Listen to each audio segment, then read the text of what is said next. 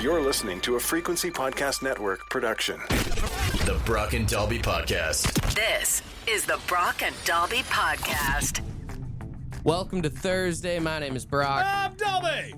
Yesterday we talked about how Jack Hughes is upset with the Hockey Hall of Fame, saying that his game-winning puck from the Olympics was taken and put on display there, and he doesn't understand why they have it and he doesn't have it. Well, Phil Pritchard, the keeper of the cup and the vice president of the Hockey Hall of Fame, put out a quote yesterday saying, unfortunately, in the easiest words, it was never Jack's puck to own. Wow. Says it's been donated to us now. For every artifact that's been donated, we have a paper trail and signed paperwork of where it's come from. Amazing. I guess, yeah, like when you think about pucks in like the NHL, just as an example, when someone scores a record-setting goal or whatever, it's just sort of an etiquette thing that like they are offered the puck. Teams will try and get the puck so they have that memento. But really, at the end of the day, the puck does still belong to the team or the body, the organizers of the event. So he's kind of right in that, like, it would be nice to offer it to Jack Hughes, but it was never his puck. The Hockey Hall of Fame is kind of like the internet, you know? Like, whatever you post on there, you might think it's yours, but it's not yours. Right. I just love Phil Pritchard, who, like, we generally know as just being white gloves, very calm, very demure, holder of the Stanley Cup, basically hitting a clapback on Jack Hughes of like, oh, you thought this was yours? Well, it's mine now. You know what? We're getting all these celebrity fights go down. Jack Hughes versus Phil Pritchard this summer on Netflix. Brother, you don't want to see what happens when those gloves come off. This is the Brock and Dalby Podcast. Does anybody remember the rapper Afroman, the guy that made this song? Because I got high. Because I got high. Because I got high. I had this CD in my CD changer next to all my ICP albums. Of course you did. Well, Afroman just won a massive court case. If you haven't heard any of the details on this, back in 2022, Afroman lives in Ohio, and the Adams County Sheriff's Department basically executed a search warrant on his house, claiming that he was trafficking drugs, kidnapping, all this crazy stuff. So they went into his place. He didn't have anything that they were looking for. Apparently, they caused about $20,000 worth of damages. Yeah, they like kicked the door in and they were raiding stuff because like the warrant they had meant they didn't have to stop and ask questions. They just stormed the place. So Afroman was pretty upset, but luckily he had cameras at the house, so he made a series of music videos, or diss tracks rather, towards the police. Yeah. And using footage of the cops. For example, here's one of the diss tracks. Randy Walters is the son of a bitch. Yeah, that's why I f***ed his wife and got filthy rich. And like it doesn't have like maybe the wordplay you might expect from like battle rap and stuff, but it does very clearly get his point across. So the sheriff's department was obviously upset that they got put on blast. So they actually put a lawsuit claiming defamation and false light claims, and especially this Randy Walters guy here. So that son of a bee. There are tons of videos because we live in the era where pretty much every court case has a video camera in there. And they asked him if he believed that he was a son of a female dog. And here's what Randy Walters had to say. Listen to this. Call you a son of a bitch, that would be an opinion. I'd assume that would be an opinion. Okay. Because there's no way we can prove whether you're a son of a Nah, she's been dead for years. I am sorry about your mother. But you would agree that when someone calls someone a son of a bitch, it's not necessarily a statement of fact. It's more a statement of opinion or a description of a person. Sure. Do you believe everything you read on the internet? No. Do you believe everything you read in the newspaper? No. You probably tell your kids, don't believe everything you hear, right? Especially now. Especially now. That's the thing, man. People don't understand. People like to say like defamation, all that stuff. It is incredibly hard to prove defamation. It is really hard to prove that someone said something about you that was obviously a lie and hurt your reputation to the point where it cost you money. Sure. And these guys are finding out real fast that it doesn't work out that way. Well, apparently Officer Randy doesn't know if Afroman slept with his wife or not is the other best part of this case. So does it paint you in a false light? Yes, that my wife is cheating on me with Mr. Foreman. But we all know that's not true, correct? I don't know. Damn. I love Damn. I love the answer on that. I don't know.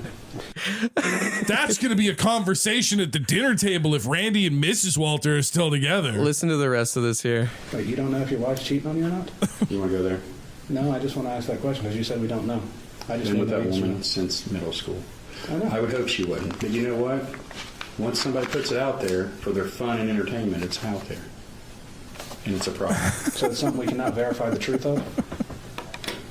Is it a thing that can be verified, true or false?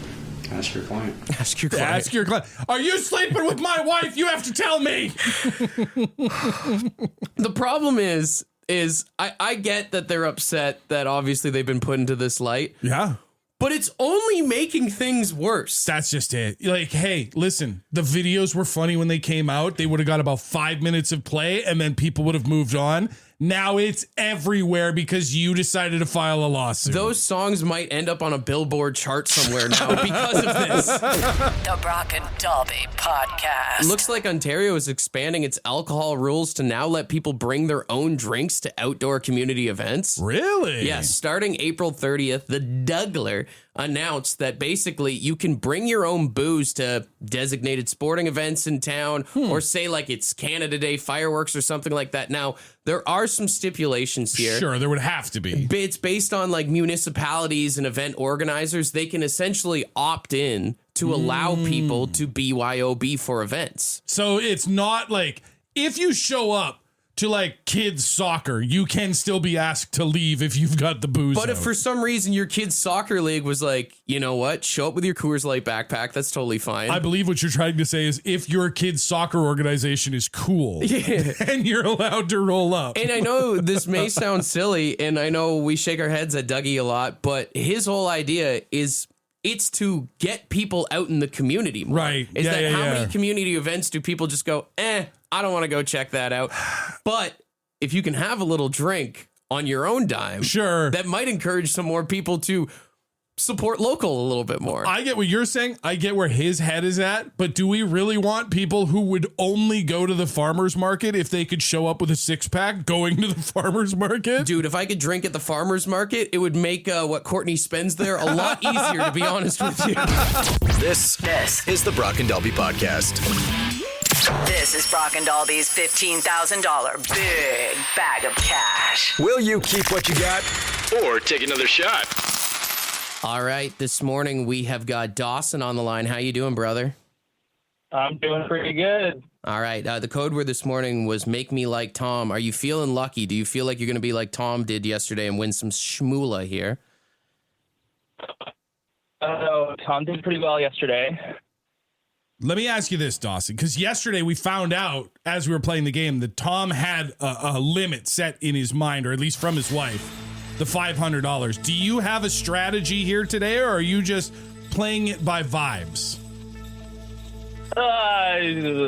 I talked to the girlfriend about what happened with Tom yesterday. She was frightened that Tom went on after 500, so I don't know. All right. Okay, so he's got a little bit of a leash here this morning. There's a little bit of a ledge that he's got in his mind. All right, Dawson, bag number 1 is guaranteed money.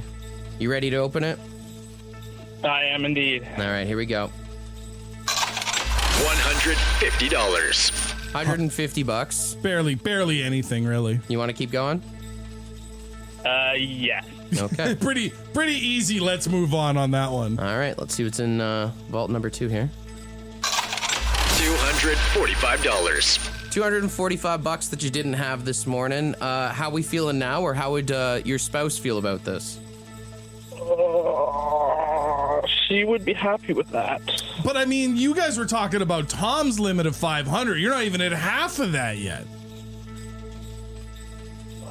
Oh, man. Let's do it one more time. Okay. He says one more now. $400. $400. That's a jump.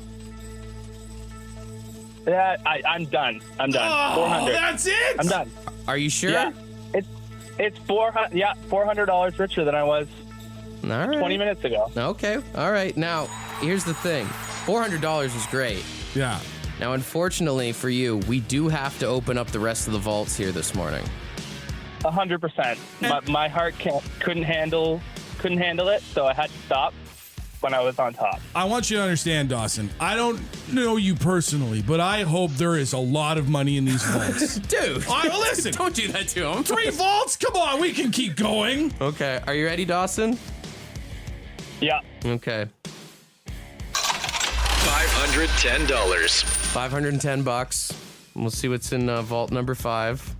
$750. $750 left on the table, brother. How do you feel about that? Again, 400 is better than 0. Okay. Well, At a let's see. certain point, I feel like you keep going and then you just get greedy. Okay. All right. Well, let's see if your greed would have paid off. Vault 6 would have been the killer. You could have maxed out at 750. Looking at it now, I guess 400's not bad. And you don't get yelled at by your girlfriend. 100%. Hey, well, congratulations, Dawson. We'll keep you on hold and we'll explain how you're going to get that money, okay? Thank you so much. All right. $450? 400, yeah, I think so. Good money. Like, you can't be mad at it, right? At the end of the day, he said it right. It's money he didn't wake up with. I just want, the one thing we haven't had yet? We haven't had someone get busted for going too far. Our only 2 people to get busted got busted real early, like prematurely. I think the problem is in this economy, any money that you get, you want to take. Like, it's tough to be greedy nowadays. The Brock and Dalby podcast. The Brock and Dalby podcast.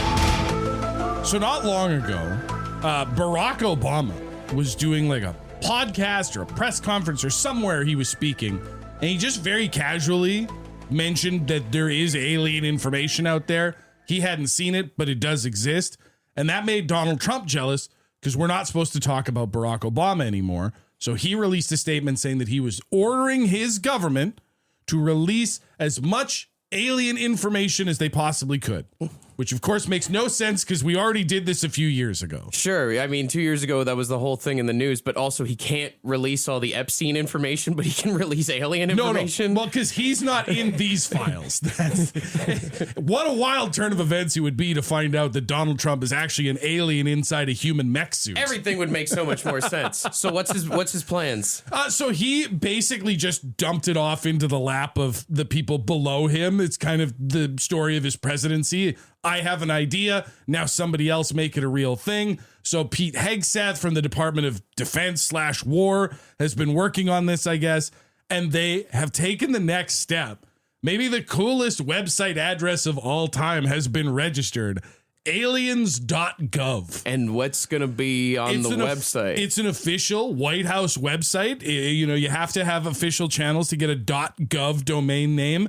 And basically, this will be the place where the government will upload and display all of whatever information it is they're going to give us about aliens when they finally do release it. So what, it's going to be like how I look up on HockeyDB guys' stats? That's what it's going to be for aliens? Essentially, the way you'd look up a guy's penalty minutes or IMDb to see was that guy actually in that movie, now you'd be like, was that alien actually in that cornfield? Find out if they're the ones that actually did it. I feel like someone's already made this website. Some conspiracy head has most definitely made this website. 100%. There are probably dozens like it, but this one will be more official. But I wanted to ask you the question because we have, for as long as we've known each other, talked about aliens and whether they exist. You're a firm believer in aliens. Sure. What has to be on this website for you to feel like the government is being honest with us? I would like if they kind of made it like a band's website back in the day, if they had like tour dates or, like maybe not like future tour dates, but like previous ones of like, here's where it's been to confirm to all the people who thought that they were nuts if they saw something in the sky. Yeah. Being able to point to like major occasions throughout history and be like, that was aliens. They better not sell merch though. That'll piss me off. I mean, listen, the president of the United States is selling merch. She's selling clothes and crypto and all these other things. If you think that you're not going to be able to buy an official U.S. White House government issued aliens t-shirt, you're crazy. They're not leaving that money on the table. I mean, if they're going to do that, and if they want to like actually release the aliens to the people, they could just turn it into one of those cam sites eventually. Dude, instead of going on to meet lonely singles in your area, you're just chatting with lonely aliens in your galaxy? Yeah. It's all the aliens they have stuck up in Area 51 there. It's just a cam soda version of it. It's aliens.gov, brought to you by Donald Trump's White House and OnlyFans. The Brock and Dalby Podcast. The Brock and Dalby Podcast. We've talked on this show a lot about different foods getting stolen, different milk getting stolen from here, butter getting stolen from here, whipped cream getting stolen. I saw one that maybe will be the weirdest. I don't know what food could top this, but the headline reads 130 tons of chicken feet stolen from warehouse. What country was this in? That was in China, and it's apparently worth about 300,000 local dollars, worth about $100,000 US. That makes sense. I mean, in China, they ate a lot of chicken's feet. So. Yeah, it's a big business over there. So apparently these chicken's feet had been imported from Brazil. Oh. They kind of got stopped up at like the border with controls and avian flu concerns and that sort of thing. So they were storing them there, and this woman was sort of fighting a legal battle to get them out. When she finally went to get her 14 containers of chicken feet, she noticed 5 of them were just gone. That's 5 containers, 26 tons of chicken feet each, for 130 tons of chicken feet just no longer on the premises. 130 tons of chicken feet. It's so many chickens. How would that break down into like chickens? Do you know? I think if you do the math of like roughly what a chicken foot weighs, it's all very unspecific, unexact math. But if you do the math of like what a chicken foot weighs, you can figure out how many chicken's feet it is. And then of course, every chicken, normal chicken, has 2 feet. It works out to be about 1.4 million chickens worth of chicken's feet. Oh my God. Just vanished into thin air. Have you ever had chicken feet before? I tried it once. I lost a bet. So good. What? You don't like chicken feet? You're crazy. Chicken feet is great. I lost a bet and I had to eat chicken foot live on the radio at a fair in Saskatchewan. And it is one of the worst things I've ever eaten in my life. Oh, yeah. Oh, deep fried chicken feet is real good, man. No, brother, deep fry is good. It's the chicken feet on the inside of the batter where it all falls apart. If you want to get the deliciousness of deep fried, get literally anything else. Get a deep fried Mars bar. It's almost no different than eating like fried chicken. Like it's just another part of the chicken, and you just suck it off the bone. Yeah. It's just like going to KFC. If you only ate the cartilage and bones and none of the meat. You're telling me in this economy, if Toonie Tuesday turned into chicken feet, you wouldn't go? Buddy, I don't even go now. That Toonie Tuesday is a myth. It's like $5. You're also talking like chicken feet is disgusting. Like we didn't eat bull testicles before. Okay, but we raised a lot of money for charity for that. If somebody came through with a 6-figure donation for breast cancer research, sure, I'll eat some chicken feet. I also recall you saying that the bull testicle was tasty. So you like balls, but you don't like feet. Yeah, no, I think that sums it up pretty well, actually. The Brock and Dalby Podcast. We've got Brother Jay on the phone. Buddy, what's the most obscure food or weirdest food you've ever eaten? I think the most obscure thing I've ever eaten, and this was when I was a young lad, I worked at this spice factory in Burlington, and they were owned by these, like, Yugoslavian or something. And they made head cheese, like the brain and all that stuff mixed in there. And what'd that taste like? You know what? I couldn't believe it. Like, they didn't tell me what it was. And they ate it straight up with biscuits. And I had a slice of it. And if you didn't know what it was, it tasted really good. But once he told me what it was, it didn't taste so good anymore. Hard to wrap the brain around it. I used to sit no pun intended. I used to sit next to a guy at a station I worked at who would eat head cheese just very casually, very routinely. It was just a regular snack for him. And the smells were horrific. Oh, yeah. Yeah, and I think it all depends on the spices that they put in. But yeah, there were some mornings that the head cheese was a little more heady than cheese. Or sorry, more cheese than heady. You know what's a crazy thought is, we're talking about like chicken feet and chicken and all this stuff earlier, is that, it's somewhere down the line, if head cheese had just became more popular here in this country, we could be going to a Kentucky Fried Head Cheese or something like that, Well, that's just it. Like, there are so many, like, foods that can be considered weird in North America because they just never landed in Western cultures that are massive overseas. Like, if you go to other countries, you go to, like, markets and stuff like that, street food over there, vastly different. And it's all just a matter of that's what people grow up eating versus that's what we grew up eating hot dogs from street carts. You know what I mean? Yeah, like the mindset that you don't waste any of the animal has kind of gone out the window, at least in our like Western society. Absolutely. Yeah. Although, I mean, that's the thing, right? People say like, oh, you can't waste any part of the animal. And it's like, listen, I don't have the means to repurpose a lot of this stuff. I leave that up to people who are smarter and better at it than I am. It's crazy. At one point in society, we decided to go more hot dogs when we could have been having hot dongs on the barbecue. This is the Brock and Dalby Podcast.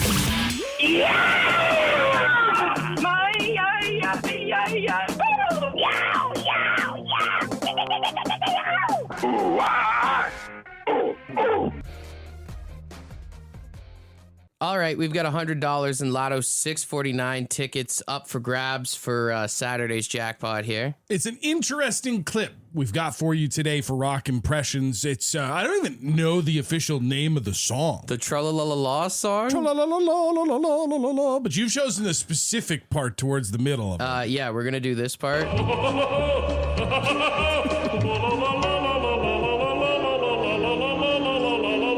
This is what mushrooms sound like. That's that's the best way to describe it. So we need a couple ha ha ha ha ha ha ha ha ha ha, and then the tra la la la la la la la la. All right, if you are not one of our la la lars, you are a judge this morning, so please judge accordingly. Yes. And we'll start off with our first voice memo here.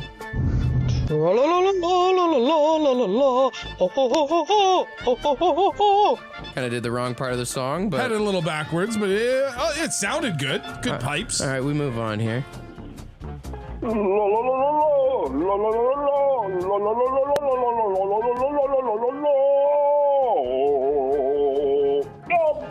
That's definitely in the bathroom. It's 100% recorded in the bathroom. Sitting on the toilet, la la la. Great start to the morning for sure. Yeah. All right, third one in here.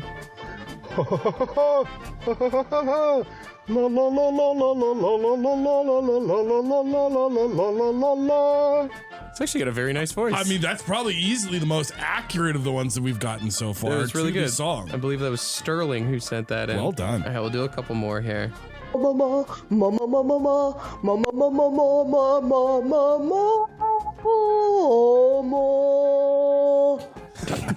don't know why he did it in the style of a child calling for its mother. Mama. Mama. Thanks, Stewie Griffin bugging Lois. All right, final one that we'll do here. Hey, fellas, it's Carl.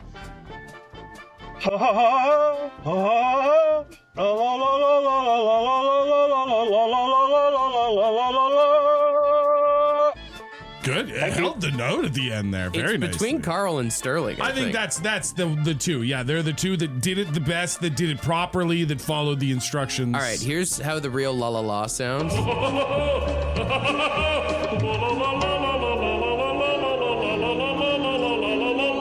right, this was Sterling.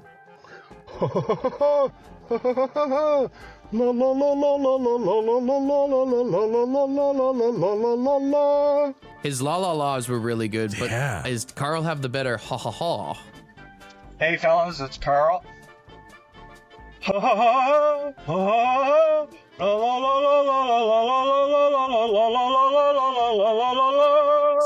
I'll actually make the case for Sterling, because Sterling actually had the ha ha ha ha ha, whereas Carl's are more it's almost more like goofy. You know what? The text line actually agrees with you. A lot of Sterling text coming in there. Hell yeah, Sterling. We'll give it to Sterling. You get the ding. and the round of applause. Well done. You can be ha ha ha ha ha all the way to the bank if you win the big jackpot on Saturday. All right, buddy? The Brock and Dalby Podcast. The Brock and Dalby Podcast. Here's a sentence I thought I'd never say. This might be the most impressive DUI story of all time. Okay. A man in Washington was recently arrested for drunk driving on a unicycle. On a unicycle? Not a car, not a bike, a one-wheel circus prop. I mean, I remember the day I found out that you could catch a DUI on a bicycle and being shocked, but I think at some point, like, I'm not encouraging anyone to get drunk and travel. But if you can ride a one wheel, like, that's pretty impressive. So check this out. Cop's going down the street. He sees this guy on a unicycle and notices that he's swerving in and out of the bike lane. How would you not assume that that's just riding a unicycle? I don't think I've ever seen anybody ride a unicycle and like just go perfectly straight to begin with. Right. At this point, the officer is basically saying the suspicious part is that he was on a unicycle. It was at like 2 a.m., so the cop automatically assumed. None of this makes sense. No, absolutely not. This is all very suspicious. So he flicked his cherries on, pulled the guy over, and then as he was getting out of his car to confront the guy actually took off. He's like, I'm out of here. Somehow evaded the cop. Like actually got away. And then 30 minutes later, they found him in a plaza by himself without the unicycle. He ditched it. They smelt booze on him or whatever. They were asking where the unicycle was. He threw it in a ravine somewhere because I guess he figured I'm the only guy in town riding a unicycle right now. Right, yeah, you gotta ditch the evidence. There's nobody else that's gonna take the fall. And then, yes, you can get a DUI riding a unicycle. So. No, well, now hang on. If they didn't smell the alcohol until after they found him unicycleless in the plaza, who's to say that he didn't have a few drinks to celebrate getting away from the cops on a one-wheeled bicycle? I mean, that could be the argument in court, maybe, is that he didn't have any drinks until afterwards. But I think the argument's fairly simple. If you're this man's lawyer, you just stand up. Your Honor, my client has the biggest balls in town and should therefore be let free. I just think it's impressive to try and use a unicycle as a getaway vehicle. I mean, like, I can't text back sober without tripping over nothing, let alone riding one of those things. And just like the idea, like, again, every time you've ever seen a unicycle, it's been somebody who's been like stunting around or goofing around or doing something silly. Like, I've never seen a unicycle used for speed before. Also, like, you'd have to stay on pretty main surface paved roads, right? Like, you're not off-roading on the unicycle. Yeah. You're not hitting the glen. You're not going off in the grass. It did make me think in the angle of like getaway vehicles, if like Cirque du Soleil could ever pull off a bank heist. Oh yeah. The views would be hilarious on that. I mean, some of the stuff that we saw in like the Ocean's movies felt very Cirque du Soleil. So if they ever break bad, we might be in trouble. The Brock and Dalby Podcast. In honor of the man escaping from the cops on a unicycle, what would be the best, funniest, or worst getaway vehicle of all time? I can't see a pogo stick going too well, especially in the wintertime. I don't think you'd make it very far. I didn't even think about pogo stick in the wintertime. Yeah, do you put like... Can you put little grips or little spikes in the bottom of your pogo stick? Little winter tire on there? Little traction? I don't know. I don't think I wouldn't be chancing it. I mean... I feel like the pogo stick, it's one of those things that like no kid was ever to figure out. People that are good at it, they're good at it, but... Yeah, I saw a clip went viral last year. Everyone sent it to me of some dude using a pogo stick to get into a wrestling ring and like attack people. That guy maybe makes a getaway. You want to talk about things that everybody had when they were kids? Moon boots would be pretty funny. Dude, trying to run away from the cops on two tiny trampolines strapped to your feet. Dude, Heelys. I think if you're a mall security guard and you're chasing a shoplifter and he suddenly takes two strides and goes, you just let him go. Whatever he stole, he earned it. Someone texted in at 762-555 rickshaw. I mean, you're basically just running at that point. You're just carrying extra weight. Well, so the question is, are you the carrier or are you in the basket? Oh, good point. If you're riding, then you got to hope that the person pulling the rickshaw is down, right? Because if the police are like, hey, police, freeze, and he just stops Now he's just holding you for the authorities. I hope whatever you stole gets you money to get an actual getaway vehicle next time. Yeah. We got Sean on the phone. Sean, what would be the funniest getaway vehicle to see? It'd have to be the Oscar Mayer Wiener Mobile. Talk about not being able to hide anywhere. No, you're not pulling a GTA in that one.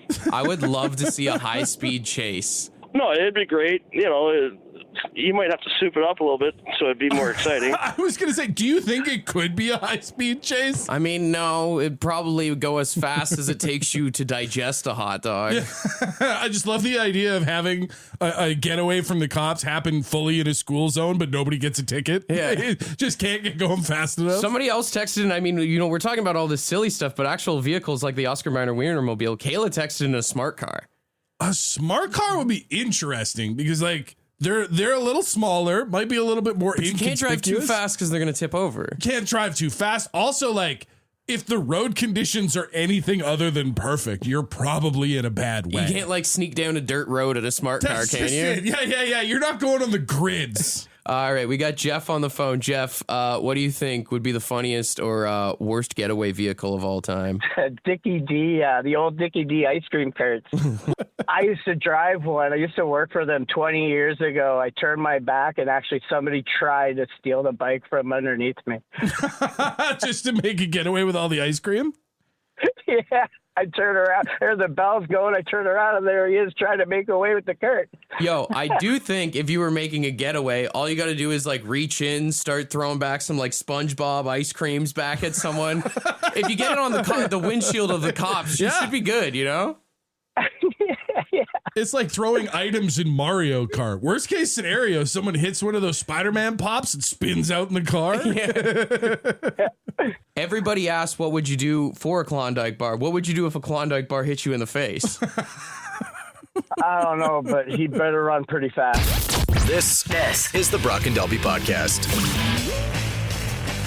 So it's that time of the day. It's Texas Thursday. We need you to send a text 762-555 like right now. If you have a question, a comment, a thought, or a concern, just send it to us now, 762-555. So, like, yeah, it's that time of the show, 762-555. If you got a question, just send it to us right now, because it's Texas Thursday. Because it is Texas Thursday right now on the show. 762-555, send a text right now. Because this is Text Us Thursday right now on the show. Is that My United States of Whatever song? Hell yeah, it was. All right, let's get her going. 762-555.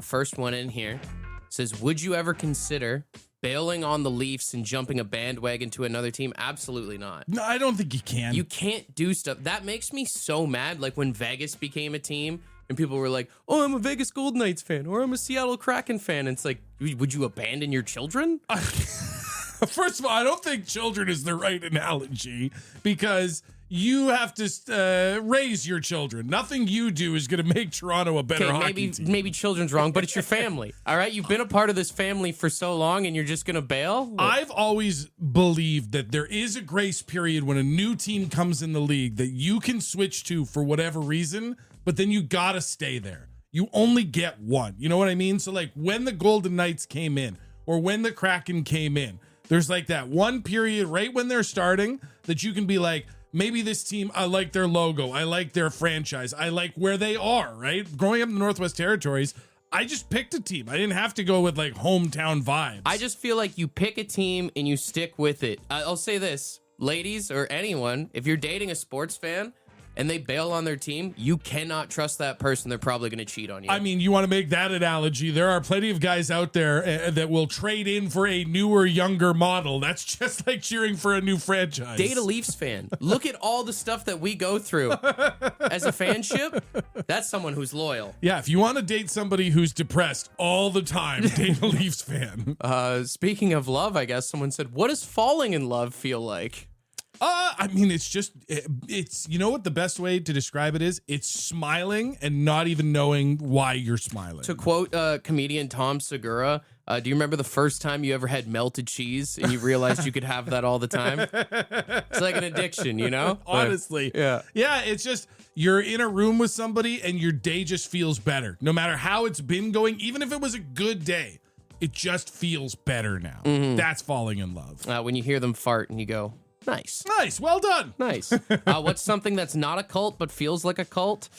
Some like fitness groups, like, I mean, it's not as big anymore, but like CrossFit when it first started was most definitely cult vibes. CrossFit had big cult vibes. Veganism, big cult vibes. Some like kids sports, like rep hockey, That's can totally true. get a cult vibe. Yeah, even I get weird looks because at one point when I was coaching my son's soccer team, they gave me a hat. And I don't really care about what's on the hat, but it's one of the best fitting hats I've ever worn, is a guy with a big head.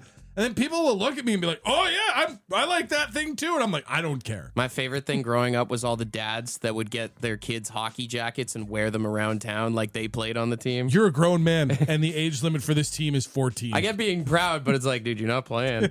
Someone said, should there be an enhanced driver's license for stoners? Like if we were to pass the road test stoned? No. Absolutely not. It's a bad idea. Everybody I've ever known who partakes in the cabbage thinks that they're really good at doing stuff while they're high, and they just aren't. It's categorically false 100% of the time. You're not doing as well as you think that you're doing, and that shouldn't be something you test while driving a thing that can kill people. 100%. All right, final one here. If tomorrow was your last day on Earth, what would you plan to do? I mean, cry, probably. What a bummer. You got to make the best of it. You know, I mean, obviously, the right answer is to say to spend time with your family, but I think that you could also do some very funny stuff if it was your last day on Earth. Now, is it everyone's last day or is it just my last day? Just yours. Oh, absolutely. I would take out loans. I would go talk to Right? people. I would make long-term plans. I would steal a bunch of rings and propose to strangers. Change your will and put it in Boss Jackie's name so she's got to take on all your debt. Want to be a part of the podcast? Leave a message on the Bad Line. The Bad Line is the answering machine for the Brock and Dalby Show. To get the number, text the word BAD to 762-555. Thanks for listening to the Brock and Dalby podcast.